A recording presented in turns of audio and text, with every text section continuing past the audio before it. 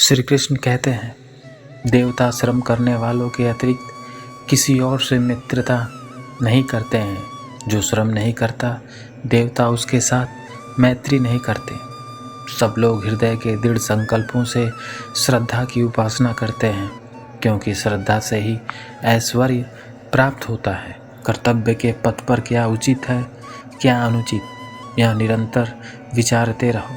अंध परंपरा को छोड़कर तर्क और विवेक का आश्रय ग्रहण करो। जो धर्माचरण से युक्त हिंसक मनुष्य है, उसको धन, राजश्री और उत्तम सामर्थ्य प्राप्त नहीं होता। इसलिए सबको न्याय के आचरण से ही धन खोजना चाहिए। हे शक्तिशाली मार्गदर्शक, तेरी रक्षण शक्ति और बहुविधि ज्ञान शक्ति से तू हमें उत्तम शिक्षा दे। हमें अवगुण, क्षुधा और व्याधि से मुक्त कर। तृष्णा नष्ट होने के साथ ही विपत्तियां भी नष्ट हो जाती हैं। जिसे जितना अधिक तृष्णा है, वह उतना ही बड़ा आपत्तिग्रस्त है। उत्साही और आशावादी का ही साथ करो। उनसे दूर रहो जो भविष्य को निराशाजनक बनाते हैं।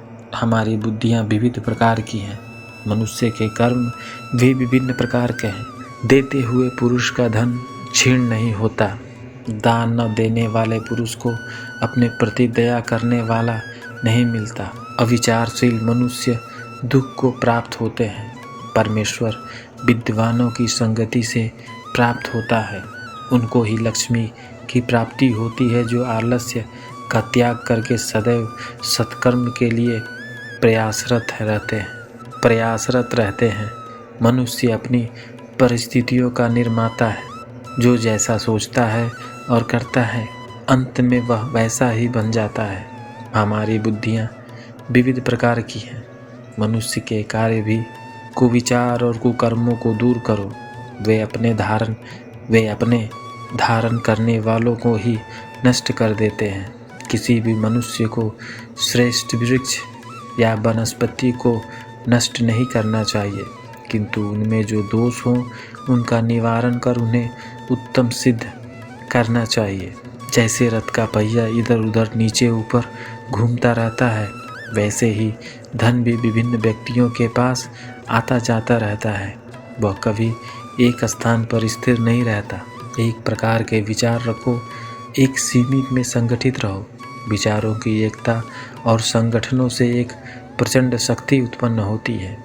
हे परमेश्वर, हमारे मन को शुभ संकल्प वाला बनाओ। हमें सुखदायी बल और कर्म शक्ति प्रदान करो। हम देवी की शुभ मति के अधीन रहें। मनुष्य को चाहिए कि सब ऋतुओं में सुख कारक, धन से युक्त वृक्ष, पुष्प, फल, शुद्ध वायु, जल तथा धार्मिक और अनाद्य पुरुषों से युक्त गृह बनाकर वहाँ निवास करें, जिससे आरोग्य से सदा सुख बढ़े। धन उन्हीं के पास ठहरता है जो सद्गुणी है। दुर्गुणी की विपुल संपदा भी स्वल्पकाल में नष्ट हो जाती है। जो मर्यादा का पालन करता है, वही पाप से बचता है। बुराइयों की ओर ढीला मन रखने से फिसलने का भय है। शक्तियों का संगठन करो, सदा विचारों का संगठन करो। संगठन से बढ़कर शक्तिशाली तत्व इस पृथ्वी पर दूसरा नहीं। अभिष्ट फल की प्राप्ति हो या न हो, विद्वान पुरुष उसके लिए शोक नहीं करता। जो सज्जनता का अतिक्रमण करता है, उसकी आयु, संपत्ति, यश, धर्म, पुण्य, आशीष, श्रेय नष्ट हो जाते हैं। किसी के प्रति मन में क्रोध रखने की अपेक्षा उसे तत्काल प्रकट कर देना अधिक अच्छा होता है। जैसे पल पल में जलना देर तक सुलगने से अच्छा है। अमृत और मृत्यु दोनों इस शरीर में ही स्थित हैं।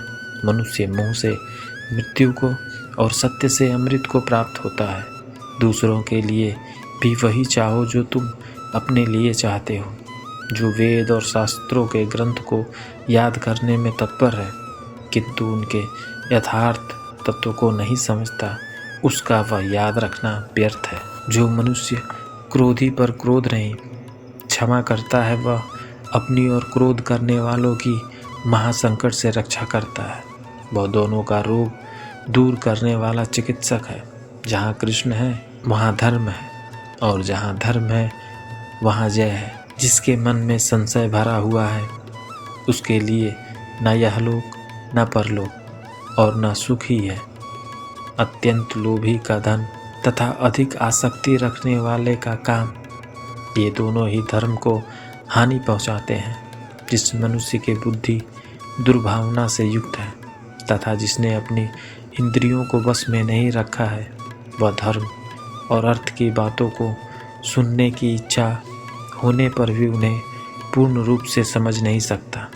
क्षमा धर्म है, क्षमा यज्ञ है, क्षमा वेद है और क्षमा शास्त्र है। जो इस प्रकार जानता है वह सब कुछ क्षमा करने योग्य हो जाता है। मन में संतोष होना स्वर्ग की प्राप्ति से भी बढ़कर है। संतोष ही सबसे बड़ा सुख है। संतोष यदि मन में भली भांति प्रतिष्ठित हो जाए तो उससे बढ़कर संसार में कुछ भी नहीं है। दुख को दूर करने की एक ही अमोघ औषधि है, मन से दुखों का चिंतन ना करें। जो केवल दया से प्रेरित होकर सेवा करते हैं उन्हें निसंशय सुख की प्राप्ति होती है। अधिक बलवान तो वे ही होते हैं जिनके पास बुद्धि बल होता है। जिनमें केवल शारीरिक बल होता है वे वास्तविक बलवान नहीं होते। जिसकी बुद्धि नष्ट हो जाती है वह मनुष्य सदा पाप ही करता है। पुनः पुनः किया हुआ पुण्य बुद्धि को बढ़ाता है।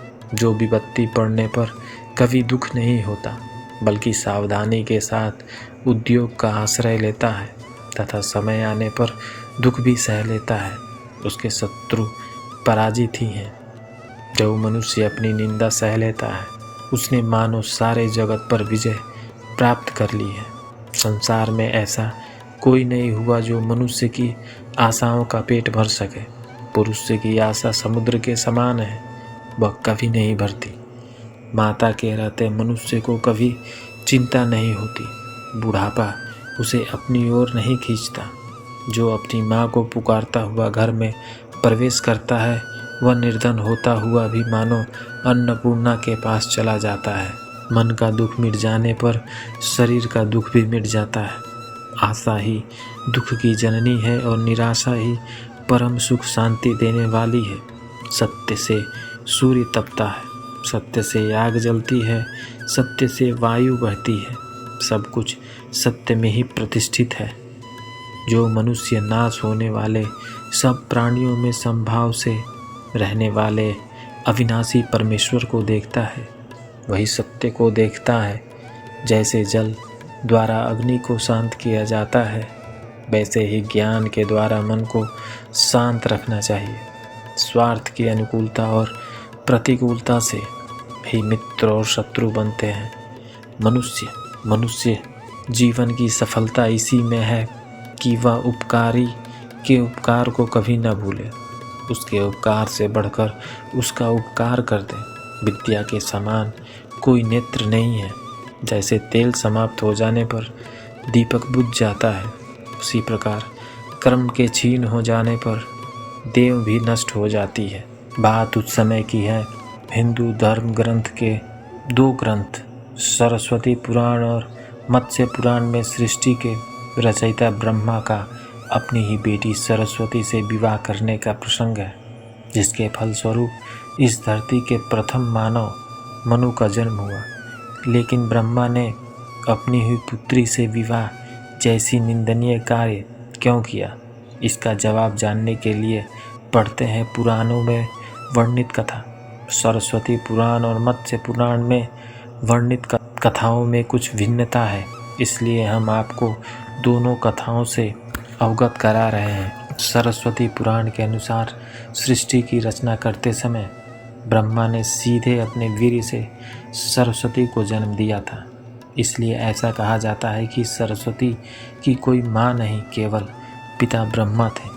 सरस्वती को विद्या की देवी कहा जाता है, लेकिन विद्या की यह देवी बेहद खूबसूरत और आकर्षक थी कि स्वयं ब्रह्मा भी सरस्वती के आकर्षण से खुद को बचा नहीं पाए और उन्हें अपनी अर्धांगिनी बनाने पर विचार करने लगे। सरस्वती ने अपने पिता की इस मनोभाव को भांप कर उनसे बचने के लिए चारों दिशाओं में छिपने का प्रयत्न किया, लेकिन उनका हर प्रयत्न बेकार साबित हुआ। इसलिए विवश होकर उन्हें अपने पिता के साथ विवाह करना पड़ा। ब्रह्मा और सरस्वती करीब 100 वर्षों तक एक जंगल में पति पत्नी की तरह रहे। इन दोनों का एक पुत्र भी हुआ जिसका नाम रखा गया था स्वयंभू मनु। इसके उलट मत्स्य पुराण के अनुसार ब्रह्मा के 5 सिर थे। कहा जाता है जब ब्रह्मा ने सृष्टि की रचना की तो वह इस समस्त ब्रह्मांड में अकेले थे। ऐसे में उन्होंने अपने मुख से सरस्वती सांध्य ब्राह्मणी को उत्पन्न किया। ब्रह्मा अपनी ही बनाई हुई रचना सरस्वती के प्रति आकर्षित होने लगे और लगातार उन पर अपनी दृष्टि डालते। ब्रह्मा की दृष्टि से बचने के लिए सरस्वती चारों दिशाओं में छिपती रहीं, लेकिन वह उनसे नहीं बच पाई। इसलिए सरस्वती आकाश में जाकर छिप गई, लेकिन अपने 5वें सिर से ब्रह्मा ने उन्हें आकाश में भी खोज निकाला और उनसे सृष्टि की रचना में सहयोग करने का निवेदन किया। सरस्वती से विवाह करने के पश्चात स्वयं प्रथम मनु का जन्म हुआ। ब्रह्मा और सरस्वती की यह संतान मनु को पृथ्वी पर जन्म लेने वाला पहला मानव कहा जाता है। इसके अलावा मनु को वेदों, सनातन धर्म और संस्कृत समेत समस्त भाषाओं का जनक भी कहा जाता है।